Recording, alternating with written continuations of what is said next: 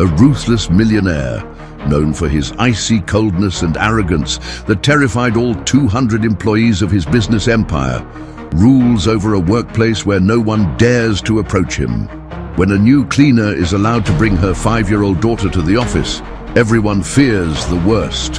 One morning, after receiving devastating news that makes him break down in tears for the first time in decades, the innocent girl finds him crying and whispers the words no one would ever dare to say. "Sir, may I give you a hug?" As her mother watches in terror, afraid of being fired, what he does next shocks every employee and reveals a transformation that will change not only his life, but the reality of everyone around him. The Tuesday morning sun streamed through the panoramic windows of Arthur Pierce's office, painting the New York City skyline in hues of gold and promise. From the height of his empire on the top floor of one of Manhattan's most imposing skyscrapers, the world looked small, a chessboard where he moved the pieces with masterful skill. The aroma of freshly ground Arabica coffee hung in the air, an expensive fragrance that usually calmed him, but today only served to sharpen the electricity coursing through his veins. Every second dragged with the weight of an eternity. He was waiting for a call, the call that would change everything. His company, a colossus built on sweat and an unshakable faith in his own talent, was teetering on the edge of a financial precipice he refused to admit to publicly. That phone call from an international investor, a man named Petrov, who had appeared like a guardian angel, was the only bridge across the chasm. Millions of dollars were at stake, the salvation of hundreds of jobs, and more importantly, to his wounded ego, the preservation of his legacy. A soft knock on the solid oak door pulled him from his reverie. It was Elena, his cleaning lady, a woman with a tired but dignified gaze who kept his sanctuary immaculate. Beside her, shyly clutching the hem of her uniform, was a little girl with large, watchful eyes, young Lara.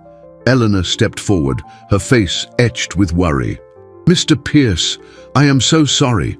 Lara's school had a last-minute burst pipe, and I had no one to leave her with. She'll be quiet in a corner, I promise. She won't be any trouble." Arthur, who normally loathed any break in his meticulously controlled routine, felt a pang of irritation but masked it with a forced smile. "It's fine, Elena. As long as she's silent." He barely glanced at the child, his thoughts already returning to the anxious melody of the phone that refused to ring. Lara didn't need to be told to be quiet. Silence was her shield in a loud, unpredictable world. As her mother began her work, she settled into a small armchair in the corner of the office, a tiny dot amidst the vastness of leather, glass, and steel. Her eyes, however, weren't on the expensive toys or the art books on the coffee table. They were fixed on Arthur. She watched him pace, his jaw tight, his gaze lost in the urban landscape. She had seen him like this the day before, but his anxiety was different. Yesterday, while her mother was cleaning the adjacent conference room, she had overheard him on the phone with a man who had a slick, grating voice. The name Petrov was mentioned, along with numbers she didn't understand. But it was the man's tone that had made her shrink back. It was the same tone the dangerous men in her neighborhood used before something bad happened, a mixture of false friendship and veiled threat. Suddenly, Arthur's personal cell phone rang, shattering the tension. It was a call from his COO. "Emergency meeting, Arthur. Now, one of our biggest clients is threatening to pull their contract."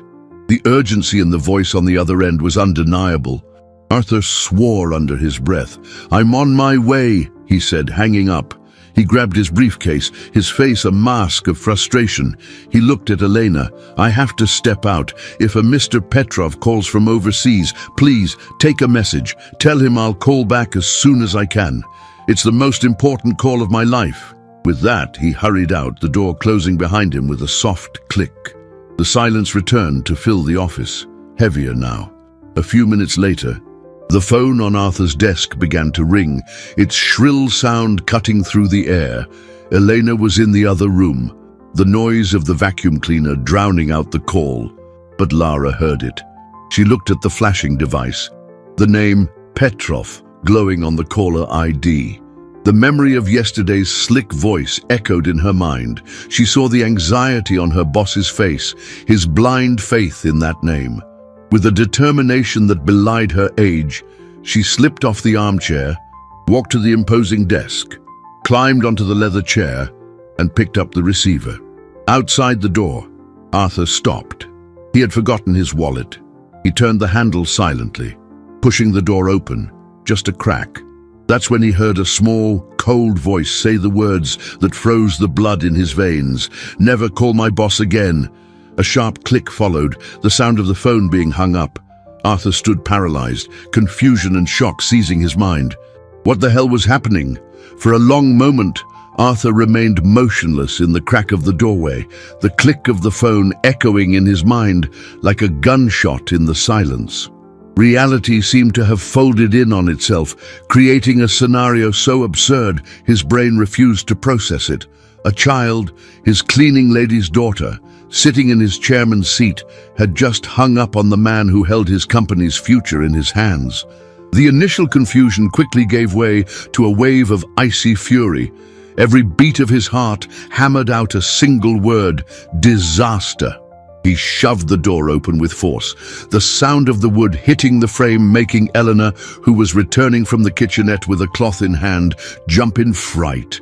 Her eyes widened at the scene. Arthur, standing like a thundercloud, and her daughter, Lara, still perched in the leather chair that seemed to swallow her whole, her small hand resting on the silent phone. "Elena." Arthur's voice was dangerously low, devoid of any warmth. "Can you explain to me what is happening here?" His eyes never left the little girl, who now stared back at him with a disconcerting seriousness, without a trace of childish fear. Elena dropped the cloth, her face pale with dread. "Mr. Pierce, I don't know. I swear she didn't mean any harm." "Lara, what did you do?" "Apologize to your boss right now." She rushed toward her daughter, her hands trembling, ready to pull her from the chair, to kneel and beg if she had to. Losing this job would be the ruin of her small family. But Lara didn't move. She just looked at Arthur, her dark, deep eyes conveying an unshakable conviction. "He was a bad man, Mommy," she said, her voice firm. Arthur let out a short, bitter laugh, a sound that contained no humor. "A bad man? You just cost this company millions of dollars because of a childish fantasy." He strode to the desk, his imposing presence filling the space. He leaned in, resting his knuckles on the polished wood, his face inches from Lara's. "Do you have any idea what you've just done? That was the most important call of my life." The desperation he had been hiding for weeks began to leak through his controlled facade. The humiliation of being on the brink of bankruptcy, the crushing pressure, it all focused on this small figure who had dared to interfere with his destiny. "Elena, get your things, and your daughters, you're both dismissed." The words fell like death sentences in the silent office. Tears finally welled in Elena's eyes, streaming down her tired face. "Please, sir, it was an accident. She's just a child. I need this job." She grabbed Arthur's arm, a gesture of desperate supplication. He pulled away, repulsed by the touch. His decision was final. Discipline and order were the pillars of his success. There could be no room for this kind of chaos. He was already calculating the damage, figuring out how he could fix this, how he could call Petrov back and apologize, invent a plausible excuse for the call being dropped by a child. It was then that Lara's voice cut through his frantic thoughts. He said the name scrap iron. The sentence was delivered quietly, almost a whisper, but it had the effect of a shout. Arthur froze, the dismissal process in his mind grinding to a halt. He turned slowly toward her. "What did you say?" Elena looked at her daughter, confused. "Lara, what name is that? Stop making things up." But the girl wasn't making things up. Her eyes were locked on Arthur's, a strange bridge of communication forming between the millionaire and the child from the outer boroughs. "Yesterday," she continued, her voice gaining strength, "when he was talking to you from the other room, he said the plan was just like what they did to Scrap Iron, the same man who tricked the owner of the deli on our street." Arthur remained silent, the fury in his chest being replaced by a cold, creeping sense of unease. The name Scrap Iron meant nothing to him, but the specificity of the warning, the conviction in those childish eyes, was undeniable. How could she know something like that? The mention of an unknown name, just Scrap Iron, coming from the mouth of an 8-year-old girl, should have been absurd, easily dismissed. Yet something in the way Lara spoke, in the clarity of her memory, planted a seed of doubt in Arthur's mind. It was a tiny, almost insignificant seed buried under layers of corporate arrogance and certainty, but it was there. He looked at the girl, who still stared at him with an unusual gravity, and then at Elena, whose face was stained with tears and confusion. Logic told him to ignore it, to proceed with the firing and try to salvage his multi-million-dollar deal. But his gut, the instinct for business that had taken him to the top, was screaming silently that something was wrong. "Explain," he said finally, his voice still hard, but lacking the finality of dismissal from before. He took a step back from the desk, crossing his arms, adopting the posture of a judge willing to hear one last appeal. Elena looked at her daughter with a mixture of fear and hope. "Lara, tell the truth. What did you hear?" Lara was not intimidated by their stares. She slid off the chair, her little feet barely touching the floor, and moved closer to her mother, seeking a moment's comfort before turning back to Arthur. "Yesterday, Mom was cleaning the boardroom. The door was a little open. You were on the phone with that man, Petrov. His voice was ugly, like honey mixed with broken glass. He laughed in a strange way when you weren't laughing." The description was childlike, yet strangely precise. Arthur remembered Petrov's laughter, a guttural sound he had interpreted as camaraderie, not mockery. "Go on," Arthur commanded, curiosity beginning to overcome his anger. Lara nodded, her memory working with photographic clarity. "He said you were the big fish they'd been waiting for, and that the bait had worked perfectly. Then he spoke softly, like it was a secret, and told another man who was with him, 'It's going to be just like the Scrap Iron job, but 100 times bigger.' And they both laughed. Every word was a small stone thrown against the glass window of his confidence. "Who is Scrap Iron?" he asked, his voice now a thread. Eleanor wiped her tears, confusion giving way to comprehension. "Scrap Iron is what everyone calls Joe, the owner of the junkyard in our neighborhood," she explained. "A good, hard-working man. A few months ago, he lost everything. Some well-dressed men showed up, promised him an investment that would double his business. They made him sign a stack of papers, take out a huge loan, and transfer it all to an account. The next day, they were gone, and the debt was his. Joe lost the junkyard, his house, everything." The story, told with the simplicity of real life, was a cliché financial scam, the kind of thing Arthur read about in the papers and thought, "What a fool." It would never happen to him. He was too smart, too experienced. And yet, the coincidence was disturbing. A name, a method. His mind began to race, connecting dots he had previously ignored. Petrov's rush to close the deal, the lack of a deeper due diligence from his team, lapses he had attributed to the urgency of the situation. The investor's insistence on using a specific account for the initial transfer, a standard procedure for international transactions, he had said.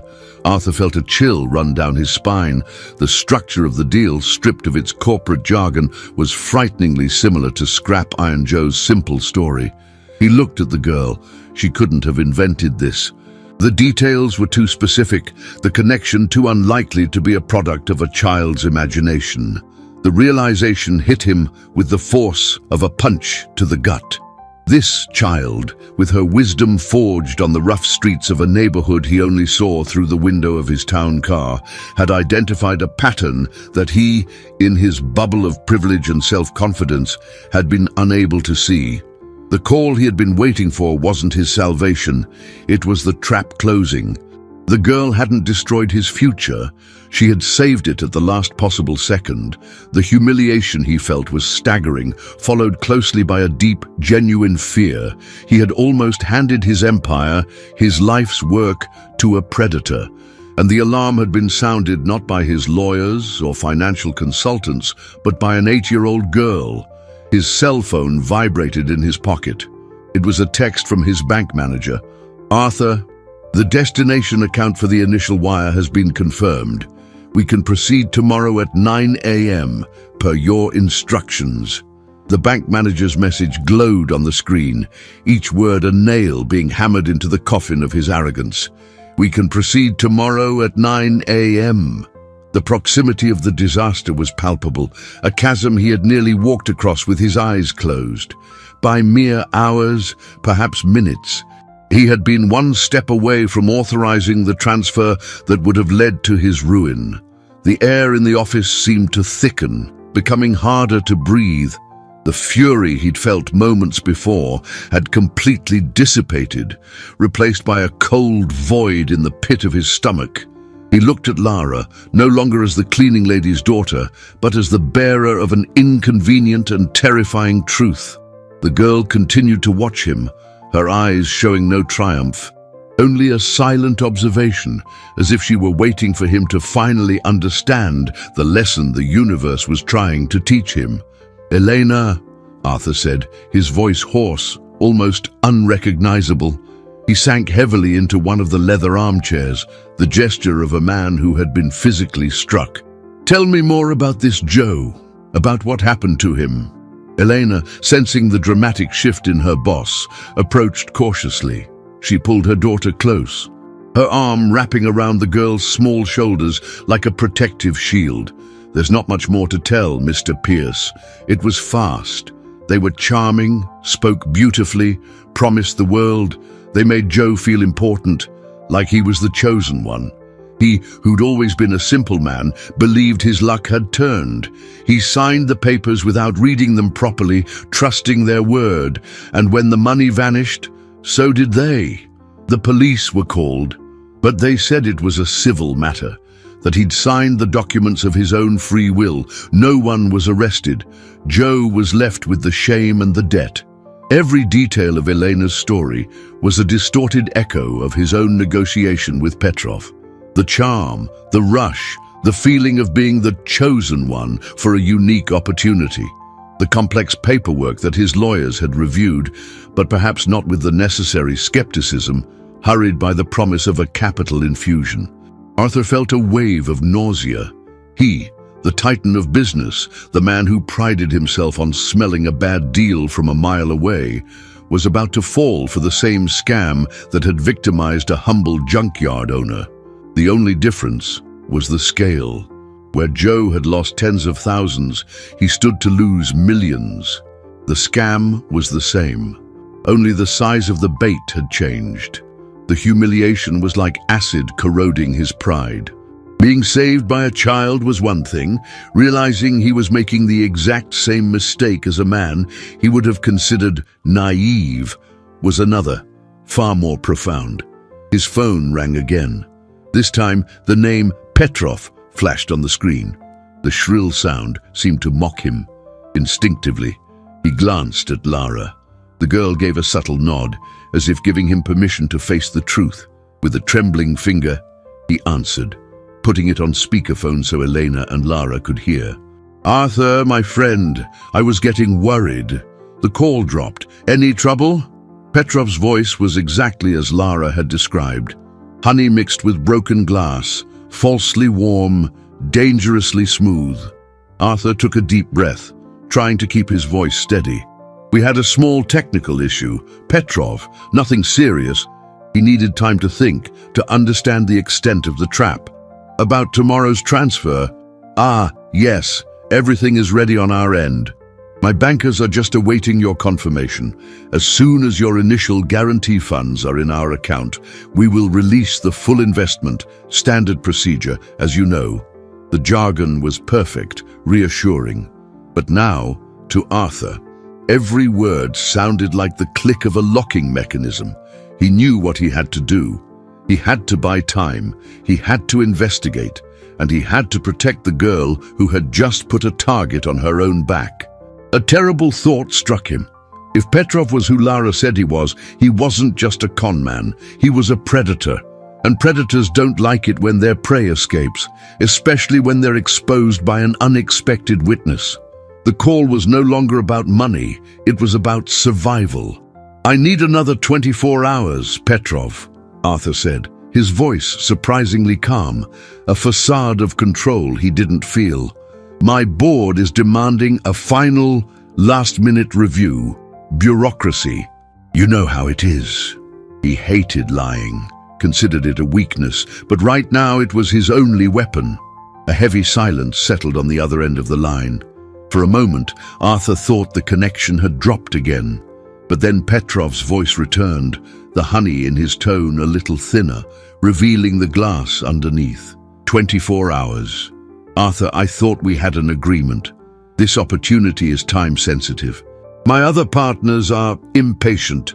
The word partners hung in the air, laden with a subtle threat. It was no longer a negotiation between two men, it was a warning. "It's non-negotiable, Petrov. End of business tomorrow. You'll have your answer," Arthur insisted, feeling cold sweat trickle down his back. He disconnected before the other man could protest, his heart hammering against his ribs. The bluff had worked, for now. He turned to Elena and Lara. The color had returned to Elena's face, but the fear in her eyes had been replaced by a new, deeper anxiety. She understood now that this wasn't just about her job. Her daughter had meddled in the affairs of dangerous people. "Elena, listen to me carefully," Arthur said, the command returning to his voice, but now aimed at protection, not reprimand. "From this moment on, you two are not leaving my side. You and Lara will stay here in the building. I have a fully equipped guest suite. No one will know you're here. It's the safest place for now." Elena opened her mouth to protest, to say she didn't want to be a bother, that they could take care of themselves. But the look on Arthur's face silenced her. It wasn't a request. It was a necessity. Their world had become dangerous in a matter of minutes, and this office, once a simple workplace, was now their only refuge. While a stunned Elena took Lara to see the luxurious apartment a few floors below, Arthur began to act. The first call was to his head of security, an ex-cop named Marcus, a man whose loyalty and discretion were absolute. Within minutes, Marcus was in his office, his impassive expression unchanged as Arthur recounted the bizarre story, omitting the source of his information for the moment. "I want you to dig into this, Petrov. Full name, history, partners, everything. Use every resource you have, and I want you to find everything you can about a scam run on a man named Joe, a junkyard owner in..." He paused, glancing at the door. "I'll get you the address." Next, he called his lawyer and his bank manager, canceling the transfer and instructing them to freeze any transactions related to the deal until further notice. Each call was a step back from the precipice. Night fell over the city, but the lights in Arthur's office stayed on. He and Marcus worked in silence, the occasional sound of keystrokes and phone calls breaking the tension. The first pieces of information began to trickle in, and they were alarming. The name Petrov was a ghost. There were no official records, no online presence, nothing. The company he represented was a shell corporation, an empty vessel registered in a tax haven. It was a professional setup designed to be untraceable. Arthur's frustration mounted. He had the instinct, the warning, but no hard proof. How could he fight a shadow? In the middle of the night, exhausted, he went to check on Elena and Lara. He found them in the suite's kitchen. Lara was drawing in a sketchbook she'd found, while Elena made tea, her face still tense. "I'm sorry for all of this, sir," she whispered. "No, Elena, I'm the one who's sorry," he replied, and the sincerity in his voice surprised her. "Your daughter, she saved me." He glanced at Lara's drawing. It was stick figures, a small girl, a woman, and a tall man, holding hands in front of a big building. And in the distance, a dark, shadowy figure was watching them. The drawing was childish, but the message was clear. The danger hadn't gone away. It was just watching, waiting. Just then, Elena's cell phone rang. An unknown number. She answered, hesitant. A low, distorted male voice spoke on the other end. "Elena, we know where you work, and we know about your daughter. Curious children sometimes get hurt. It would be a shame if something happened to her on the way to school, wouldn't it? Stay quiet. Pretend nothing happened, and everything will be fine." The call ended. Elena dropped the phone, her face a mask of pure terror. The threat was no longer subtle or corporate. It was personal, direct, and brutal. They knew who they were, and they knew exactly how to hurt them. The dull thud of Elena's cell phone hitting the marble floor echoed in the apartment's silence, a fragile sound that marked the beginning of a new kind of fear. The terror that washed over her face was primal, the anguish of a mother who had just heard her worst nightmare verbalized.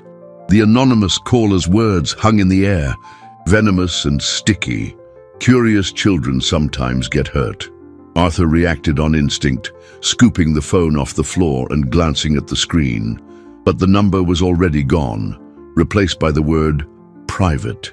The threat was designed to be a ghost, untraceable, but its impact terrifyingly real. Lara, who had been absorbed in her drawing, looked up, her large, dark eyes fixed on her mother's pale face. And she understood, with the sharp intuition of someone who has always lived on alert, that the monster she had drawn had just snarled through the phone. "They are not going to touch you," Arthur said, his voice more of a vow than a reassurance. The anger he felt was cold and sharp. It was one thing for them to try and con him, to steal his money, to attack his business. That was the game, however dirty. But to threaten a child, to use a mother's love as a weapon that crossed a fundamental line, it turned a business problem into a personal war. He led Elena, who was trembling uncontrollably, to a sofa. Lara, without a word, climbed up beside her mother and hugged her, a small body offering immense comfort. The girl's silent act of courage only solidified Arthur's resolve. He was no longer just defending himself, he was protecting them. He called Marcus, his head of security, back to the apartment and relayed the threat word for word. Marcus's normally impassive face tightened into a hard line. "They're testing you. They want to see if the threat is enough to buy your silence," Marcus said. "That means two things. First, they're close, watching. Second, the girl really did hear something that seriously incriminates them." Arthur looked at Lara, who was now stroking her mother's hair. A child who had become the key witness in a criminal conspiracy. The irony was cruel. "We need to get them out of the city," Marcus suggested. "A safe place, far from here, until the dust settles." Arthur considered it for a moment. It was the logical, safest choice. But something stopped him. Sending Elena and Lara away would be admitting defeat, surrendering to intimidation. And more importantly, it would leave Lara, the only one who could identify Petrov's voice and who knew the link to the scrap iron con, out of reach. "No," he decided, surprising both himself and Marcus. "They expect us to run. They expect us to hide. That's what scared people do. But we're not going to hide. We're going to stay here where I can protect them. And we're going to fight." It was a risky decision, driven as much by strategic logic as by a newfound sense of responsibility for the two souls fate had placed under his roof. The first week dragged on in a state of self-imposed siege. The guest suite became a gilded fortress. Marcus ramped up security in the building, monitoring all entries and exits. Elena and Lara never went out. Arthur arranged for clothes, food, books, and toys, trying to create a semblance of normalcy in a situation that was anything but. By day, he and Marcus continued to dig, searching for any lead on Petrov and his network. Every dead end heightened the frustration. The scrap iron Jocon seemed to be their only tangible link, but the poor man was too terrified to talk, fearing reprisals against his own family. The criminal network was like a spider's web, invisible until it was too late. Late in the week, the second small breakthrough came.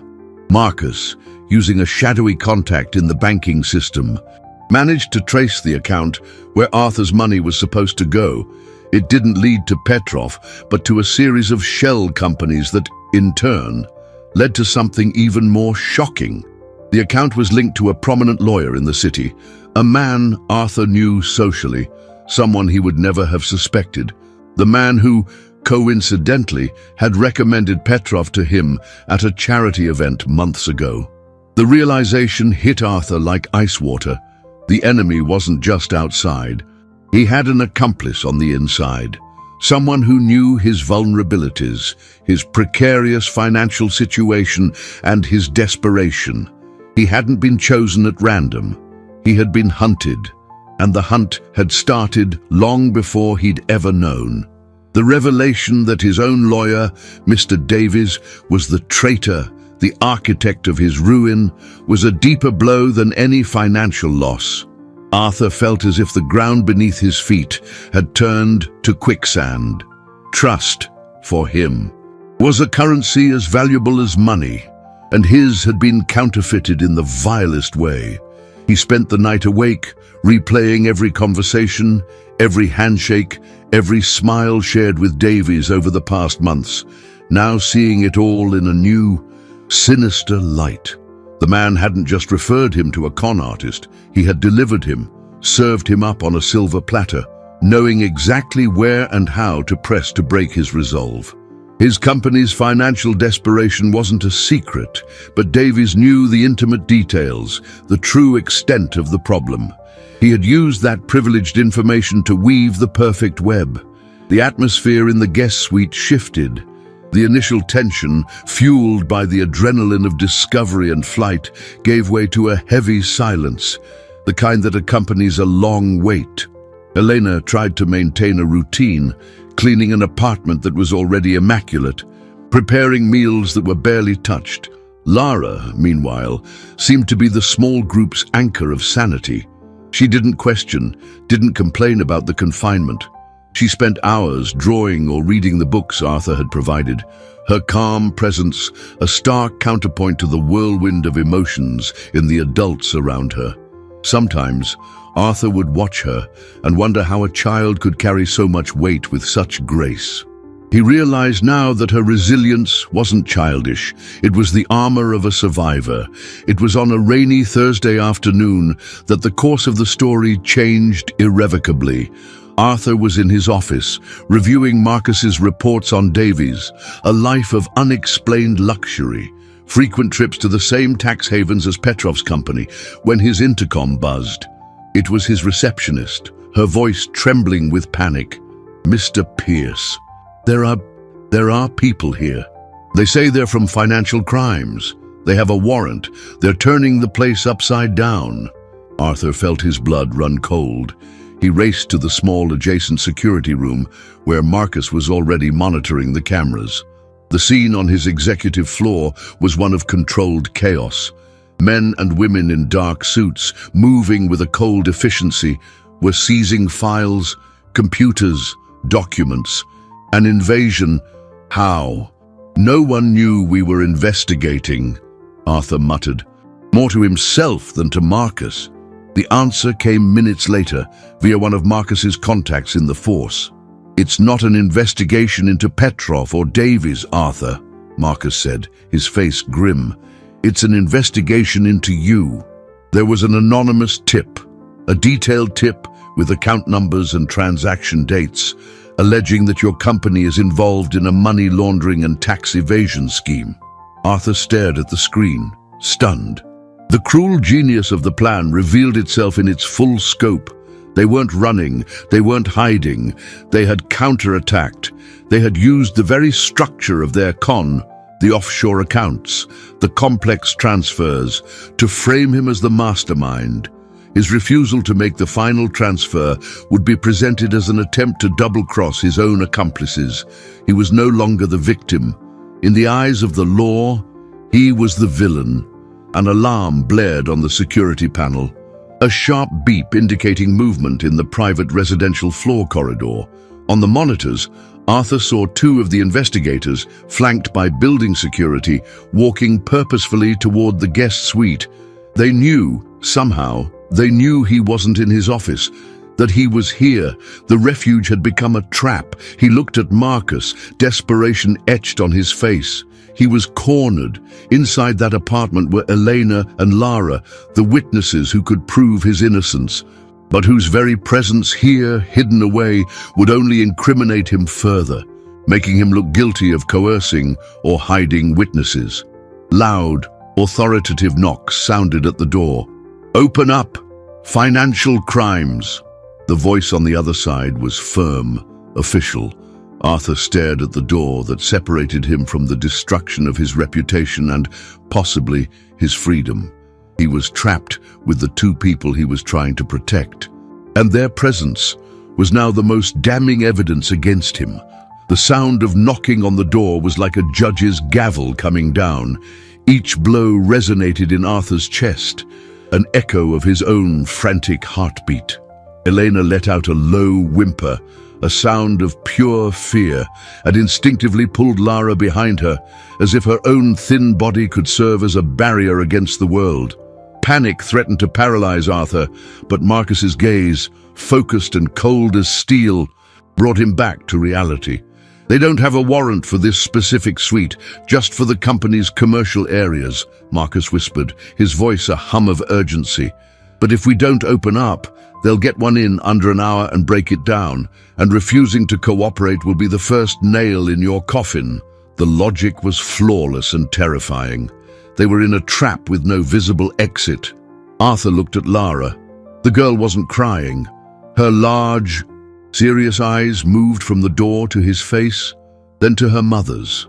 There was an understanding there, an acceptance of the danger that was both heartbreaking and inspiring. It was the sight of that small figure facing the collapse of their world with silent courage that ignited a spark of defiance in Arthur. He would not be caught here, not like this. "There has to be another way out," he said to Marcus, his voice a harsh whisper.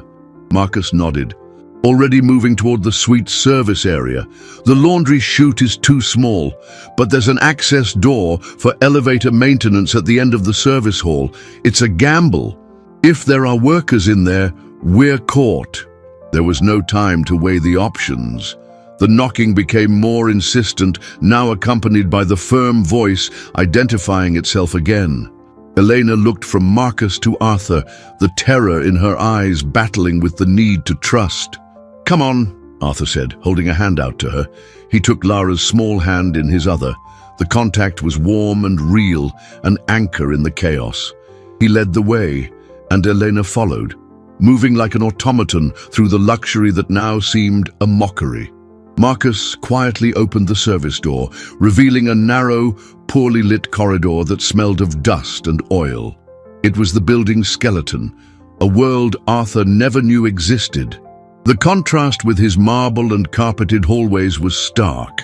Here, in the gloom, their salvation or their capture would be decided. They moved in single file, the sounds from the main corridor muffled but still audible. Every creak of the floor beneath their feet sounded like thunder. Arthur kept Lara close, feeling the implicit trust in her small hand that held his tightly.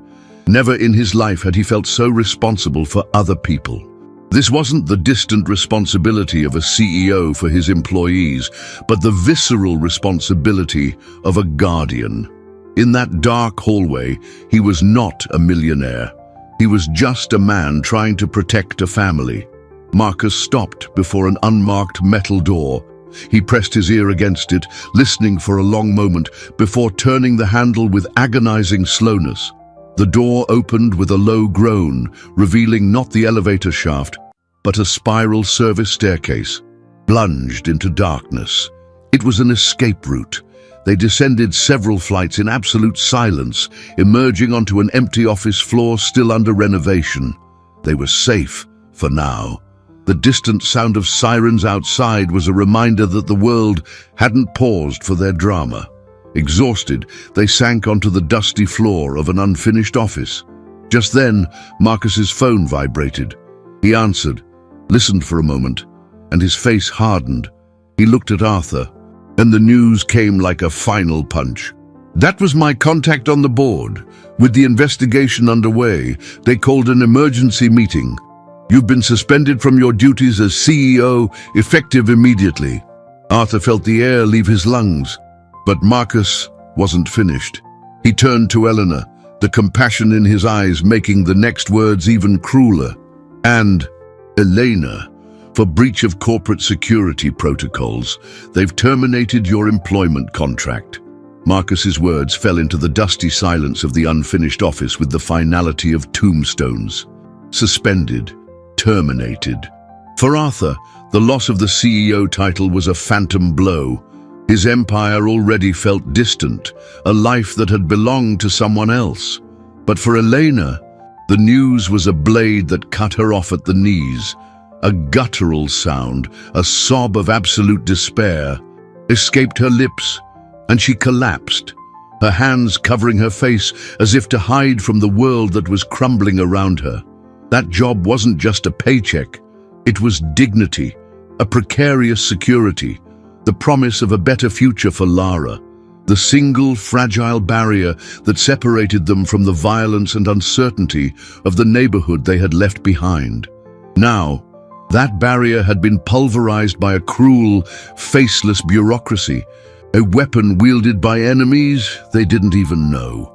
Arthur knelt beside her, the expensive fabric of his pants gathering construction dust, a trivial detail that underscored the fall from his pedestal. He offered no empty words of comfort. Instead, a cold, crystalline anger formed in his chest. He understood the tactic with nauseating clarity. It wasn't standard procedure. It was a surgical strike. By firing Elena, they weren't just cutting off her income. They were evicting her from the only safe place she had left. They were forcing her back to her neighborhood, to their territory, where she and Lara would be easy targets, vulnerable to the intimidation and fear that flourished on those streets. They were isolating her, pulling her out from under his protective shield. The injustice of it, the cowardice of using an innocent woman and her child as pawns in their dirty game, solidified something inside Arthur. The battle for his business was lost, for now, but the war for this family's safety was just beginning. "We can't stay here," Marcus said, his voice low and practical, cutting through the moment's pain. "They'll be searching the whole building, and your assets, Arthur, accounts, cards. Expect them to be frozen soon as part of the process. We're running out of time and resources." The reality was brutal.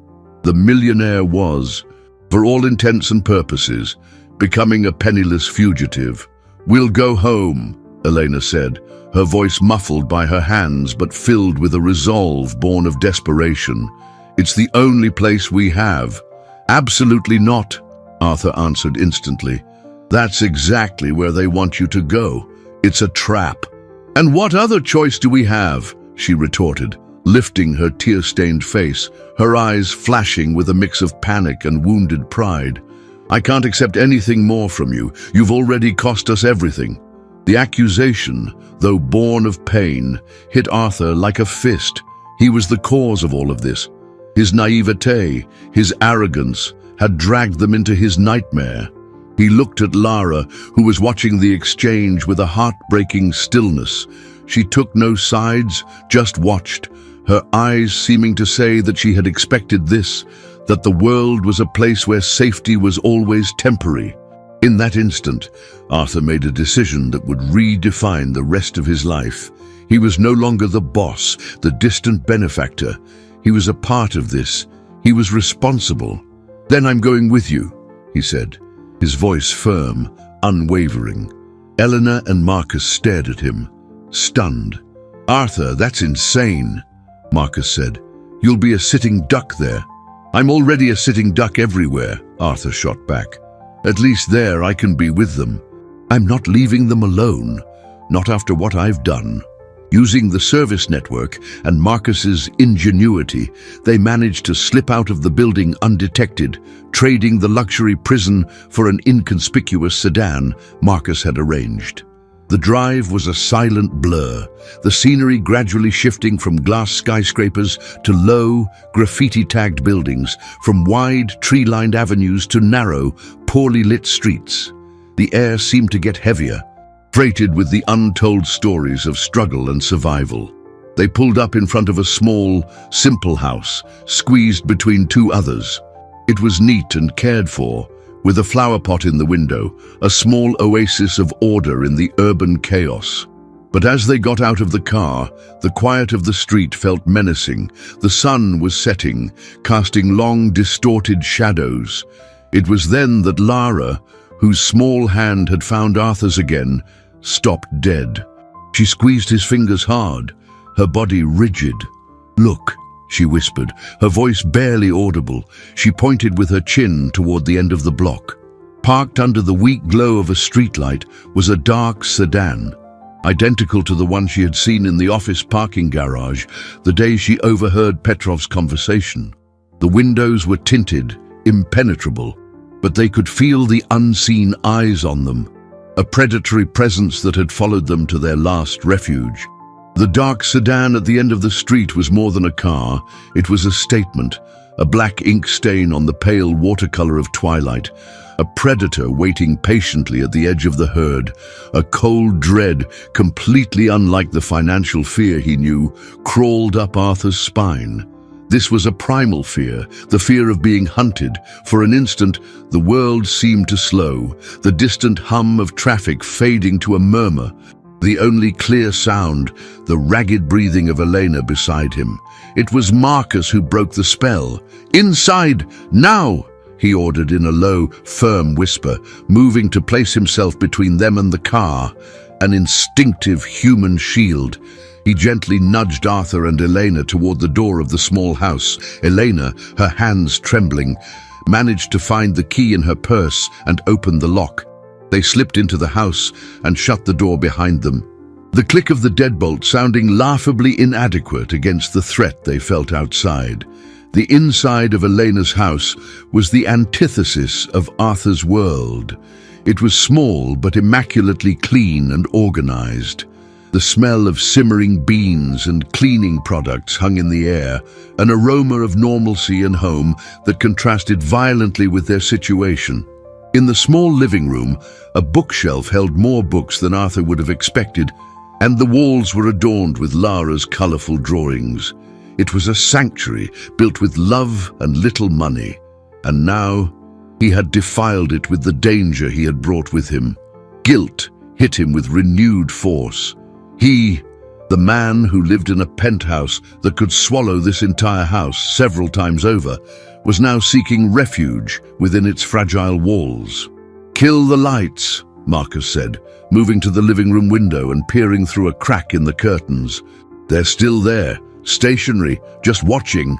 Elena complied, and the room plunged into shadow, lit only by the orange streetlights filtering through the blinds. Lara, who hadn't said a word, walked to the kitchen, climbed onto a small stool, and got a glass from the cupboard. She filled it with water from a filter pitcher and brought it to Arthur. "You must be thirsty," she said softly. The simple gesture, an act of hospitality in the midst of terror, broke something inside him. He took the glass, his large fingers dwarfing it. In that moment, he wasn't the boss, the millionaire, the man in charge. He was a frightened guest in the home of a little girl who somehow seemed stronger than he was. He sat on the modest sofa, a spring groaning under his weight. The chasm between his world and theirs had never seemed so vast and yet so meaningless. All his money, all his power was useless here. In fact, It was the cause of all the danger. The real wealth, he was beginning to realize, was the peace that had existed in this house before he arrived. "We need a plan," Marcus said, stepping back from the window. "We can't stay here. They know where we are. It's only a matter of time before they try something more direct." But before they could discuss any options, the sound of an engine slowly turning over broke the street's silence. Marcus rushed back to the window. "They're moving, coming this way." The three adults held their breath. The car rolled slowly past the house, its dark windows like a shark's eyes. The slowness was deliberate, a show of power, a way of saying, "We are in control." The car continued on and turned the corner, disappearing from view. For a moment, they breathed a sigh of relief. Maybe it was just intimidation. Maybe they were gone. Elena switched on a small table lamp, bringing a little warmth back to the room. It was then that Lara let out a small gasp. It wasn't a cry of fear, but of surprise and confusion. She was standing in the doorway of her bedroom, staring inside. "What is it, sweetie?" Elena asked, rushing to her side. Arthur and Marcus followed. Lara pointed to her bed. There, propped against the pillow, was her teddy bear, a well-loved old toy with one button eye missing. But something was wrong. Tied around its neck, a small red ribbon that hadn't been there before. A ribbon identical to the one Lara had worn in her hair that morning. The message was unmistakable and terrifying. The danger wasn't just outside, it had already been in the house. The sight of the red ribbon around the teddy bear's neck was like a punch of cold air to the lungs. The oxygen seemed to vanish from the small room, replaced by a suffocating sense of violation. It wasn't a verbal threat, it was something far worse. It was the silent, chilling proof that while they had been holed up in their luxury fortress, the monsters had already found the key to their most sacred refuge. They had entered this room, touched Lara's belongings, left their mark on the girl's most cherished object of affection. The implication was clear. No lock, no door, no distance could keep them safe. Marcus was the first to react, his training taking over. He entered the room, moving with cautious precision, his eyes scanning every corner for signs of entry. The window was locked from the inside. The front door had been too. There were no signs of a break-in. The realization only made it more terrifying. Whoever had gotten in had done so with a ghostly skill, leaving no trace, like smoke. Elena rushed forward and tore the ribbon from the bear, throwing it to the floor as if it were burning. She hugged Lara with a desperate strength, burying her face in her daughter's hair, her shoulders shaking with silent sobs. The sanctuary had been defiled, and with it, the last flicker of hope that they could simply wait out the storm. Arthur felt a wave of impotent fury. He was cornered, stripped of his usual weapons, money, influence, power. Here, in this small room, faced with a mother's terror and a child's frightened stillness, he was just a man, and a man who had failed in his promise to protect them. The guilt was a physical weight, bowing his shoulders. It was Lara who, once again, showed an extraordinary resilience. She gently untangled herself from her mother's embrace and walked to where the red ribbon lay on the floor. She picked it up, looked at it for a moment, and then turned to Arthur. "They want us to be scared," she said, her voice small but firm. "That's how they win. By making people so afraid they give up." The wisdom in her words, forged in the hard reality of her life, was a sharp blade that cut through the panic. She wasn't just stating a fact, she was giving them a strategy. They could not give in to fear. Arthur looked at the girl, at the red ribbon in her hand, and the spark of defiance he had felt earlier roared into a flame. She was right. Fear was their primary weapon. But what if they could turn that weapon against them? "Marcus," Arthur said, his mind starting to work again, not like a CEO, but like a cornered strategist. "They think they've pushed us into this corner. They expect us to hide, to be paralyzed. But they made a mistake." Marcus looked at him, curious. What? They underestimated us. They underestimated all of us. He knelt in front of Lara. Lara, you said you heard that man, Petrov, mention another man's name when he was with him. Do you remember what it was? The girl frowned, concentrating. Her memory was the only real weapon they had. He called him Cicero, she said finally.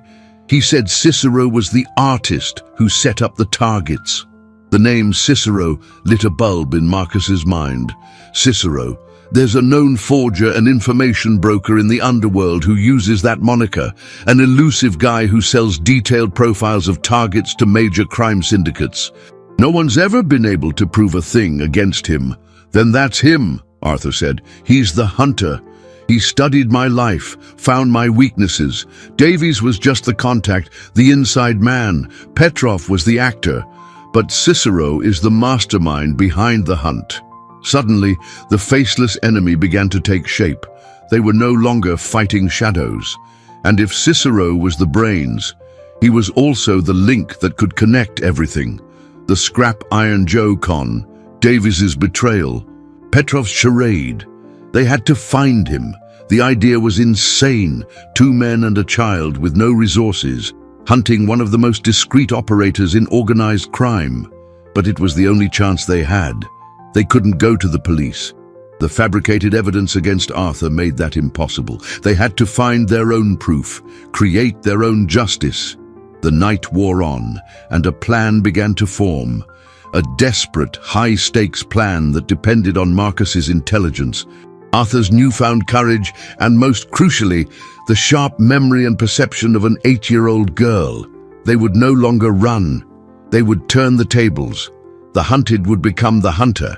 In the middle of the night, while Elena dozed fitfully on the sofa, Arthur saw Lara sitting at the small kitchen table, a pencil in hand, drawing under the dim light. He walked over. She wasn't drawing flowers or houses. With an unnerving accuracy, she was drawing a face she had seen only for a few seconds, through the crack of a door. The face of the man who was talking to Petrov, the face of Cicero. The plan was a madness born of desperation, an all-or-nothing gamble on a board where they controlled none of the pieces. Using Lara's drawing and Marcus's network of informants, they discovered one of Cicero's meeting spots, a complex of abandoned warehouses down by the river, a grey, forgotten part of the city. The bait would be Arthur. He would call Mr. Davies, his former lawyer and betrayer, pretending to be broken and terrified, willing to hand over the girl and her mother in exchange for his own safety and a small piece of the money. It was a lie that turned his stomach. But the only one Cicero, with his cynical and predatory worldview, would believe. The hope was that the mastermind of the operation himself would come to oversee the capture of his only eyewitness. At dawn, the cold, damp air from the river enveloped Arthur as he waited beside his car in the center of a cracked concrete courtyard. He had never felt so out of his element, his expensive suit a ridiculous costume in this landscape of rust and decay. Marcus was hidden in one of the warehouses with a long-range camera, while Elena and Lara were in a car several blocks away, waiting for the signal. A tiny earpiece was Arthur's only connection to safety. "He's coming!" Marcus's voice crackled in his ear. "Alone!" Arthur's heart hammered against his ribs. The dark sedan, the same one from Elena's street, rolled into the courtyard and stopped at a calculated distance. The door opened and a man got out. It was him. The face from Lara's drawing, perfectly recreated by the girl's memory, now in the flesh. Elegant in a predatory way, Cicero approached, a contemptuous smile on his lips. "Arthur, I must admit, I'm surprised you had the nerve to seek me out," he said, his voice calm but vibrating with power. "Where are they?" "First, the deal," Arthur replied, trying to keep his voice steady. "Guarantees that I walk away from this clean." Cicero laughed, a dry, joyless sound. "Did you really think you could turn this around, that you could negotiate? You have nothing, Arthur. Your company, your reputation, it's all gone. I built your ruin brick by brick. You are my trophy." He took another step, the predator closing in on his cornered prey. "Now tell me where the woman and child are, and maybe I'll ask my friends in prison not to be too rough on you." It was then that the sound of sirens cut through the air, growing rapidly louder. Cicero's smile widened. "Ah, and here comes your guarantee," he said, relishing the confusion and panic dawning on Arthur's face. "I called the police myself. A clandestine meeting between a fugitive fraudster and his accomplice. It fits the narrative I created for you rather nicely, don't you think? The trap wasn't for Lara and Elena. The trap was for him." Squad cars blocked the courtyard's exit, and armed officers swarmed out, surrounding the two men. A grim-faced detective approached. "Arthur Pierce, you're under arrest for fraud, money laundering, and obstruction of justice." Cicero raised his hands in a gesture of mock surrender. "Thank God, detective. This man lured me here, trying to blackmail me. Everything was lost. Their plan had been reversed on them with diabolical perfection. Marcus was trapped in his observation post, helpless." As the officers moved to cuff Arthur, the inconspicuous car carrying Elena and Lara drove slowly into the courtyard. Elena got out, her face pale with fear, but resolute. The detective turned, annoyed by the interruption. "Ma'am, step back. This is a crime scene." "He's lying," Elena said, her voice trembling as she pointed at Cicero. "That man threatened my daughter."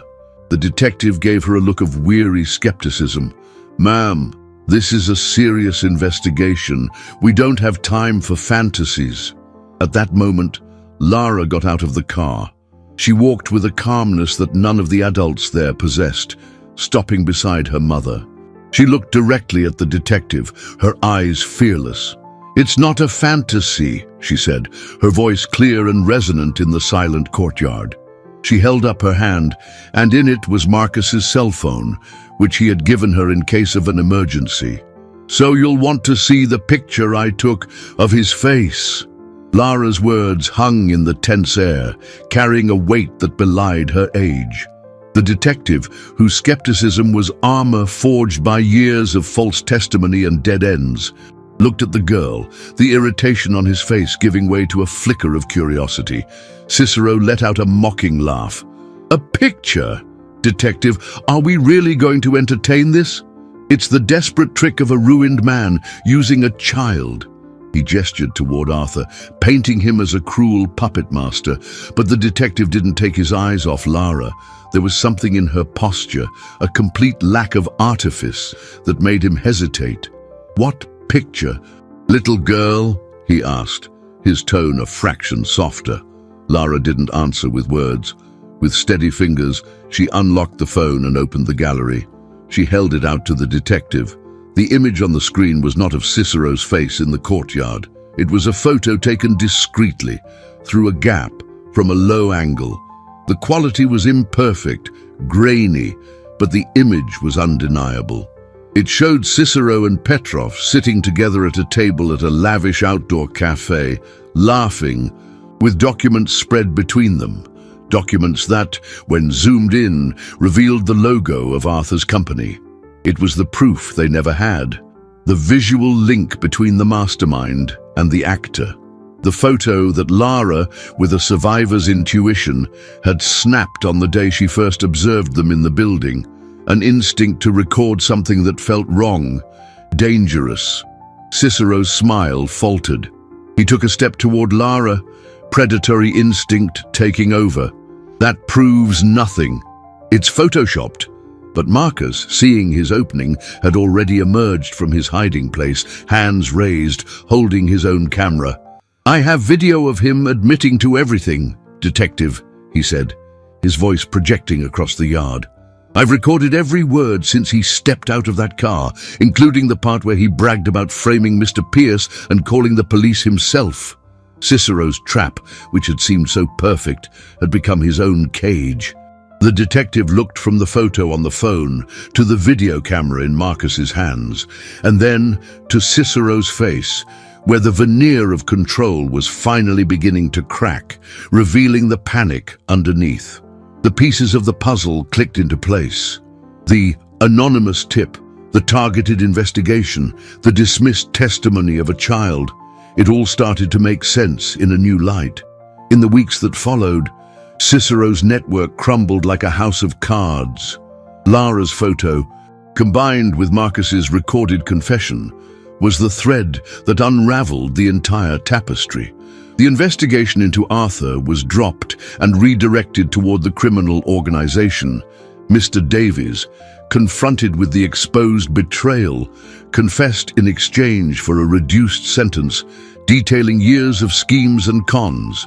Other victims, emboldened by the news, finally came forward, including a now courageous Scrap Iron Joe. The name Petrov was linked to a real identity, and an international arrest warrant was issued. Cicero, the untouchable artist, found himself entangled in a web of irrefutable evidence. The man who prided himself on never getting his hands dirty was now in handcuffs. For Arthur, the legal victory was almost an anticlimax. His company, though saved from bankruptcy, was scarred by the scandal. His name, cleared in the eyes of the law, still carried the wounds of public humiliation. But something fundamental had changed within him. The empire he had fought so hard to build no longer seemed like the ultimate prize. During the long hours of depositions and meetings with lawyers, he found himself thinking not of spreadsheets and profit projections, but of Elena and Lara. He had set them up in a safe apartment, far from everything, ensuring they had all they needed, but the distance felt wrong. Their absence in his life had created a void that no corporate victory could fill. One afternoon, after an exhausting meeting with his new board of directors, he dismissed his driver and drove himself to their temporary apartment.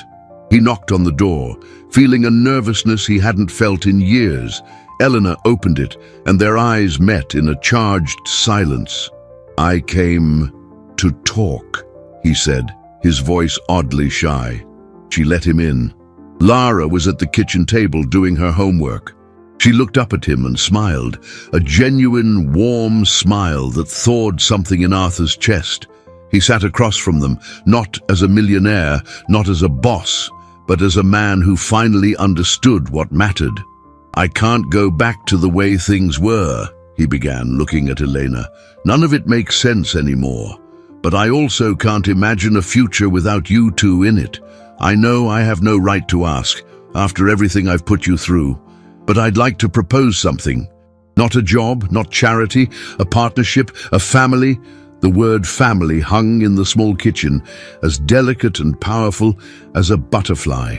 Elena looked at Arthur, her eyes searching his face for any sign of pity or obligation. What she found was something she had never seen there before: vulnerability.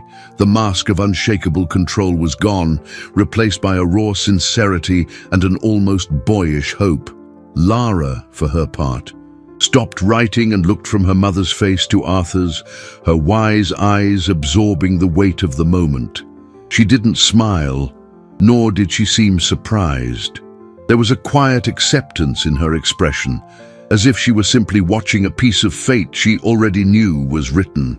"I don't know what that means, Mr. Pierce," Eleanor said at last, her voice a whisper. "We come from different worlds." "We did," he corrected her gently. "Our worlds collided, Eleanor.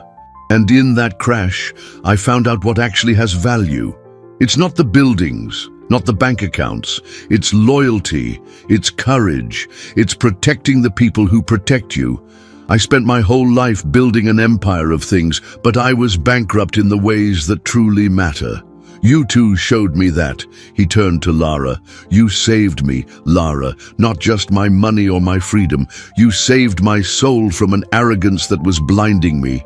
And I want to spend the rest of my life making sure you are safe, happy, and have every opportunity the world can offer. Not as a debt, but because I already love you like a daughter." The tears that welled in Elena's eyes this time were not of fear or despair, but of an emotion so overwhelming she couldn't name it. It was relief, gratitude, and the blooming of a feeling she had kept locked away in her heart out of fear. She glanced at her daughter, who gave a small, solemn nod, a silent blessing. In that moment, the barriers of class, of history, of pain dissolved. They were just three people who had weathered a storm together and emerged on the other side, irrevocably bound. 5 weeks after that intercepted call, Arthur Pierce's penthouse office was a transformed space. The heavy drapes had been replaced by light blinds that let sunlight flood the room, where a dark mahogany bar once stood.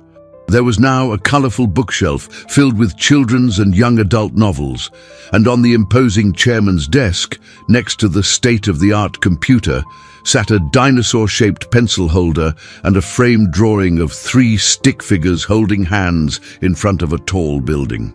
Arthur, who had legally adopted Lara, found that fatherhood suited him better than any designer suit. He restructured his company, but he did so with a new purpose. The Pierce Corporate Protection Foundation became the company's most important division, dedicated to educating small and medium-sized business owners about financial scams, using his own traumatic, now anonymized case as the primary study. Elena, who refused to stop working, became the foundation's administrator, her empathy and life experience an invaluable bridge to the people they helped. The final scene unfolds on a Friday afternoon. Arthur is sitting at his desk, but he isn't looking at stock market figures. He's helping Lara with a math problem, chuckling at his own difficulty in remembering the rules for long division. Elena comes in with a tray holding coffee for him and juice for Lara. The desk phone, the same device that had nearly broadcast his ruin, rings. Arthur answers it, his voice calm and confident. Pierce Foundation, how can I help? He listens to a business owner's story on the other end. A story frighteningly familiar with its promises too good to be true. Arthur listens patiently, and at the end, he says the words that have become his new motto. Don't worry, you're not alone. We're going to help you see what's hiding in the shadows. He hangs up the phone, and his gaze meets Lara's. She gives him a knowing smile, the smile of someone who understands the secret of the universe. Arthur realizes, with a clarity that fills him with peace, that true protection doesn't come from high walls or security guards, but from the unexpected. It had come in the form of an 8-year-old girl whose street smarts had outmatched decades of business experience, and whose brave heart had taught him how to tell the difference between the gleam of fool's gold and the priceless value of true family.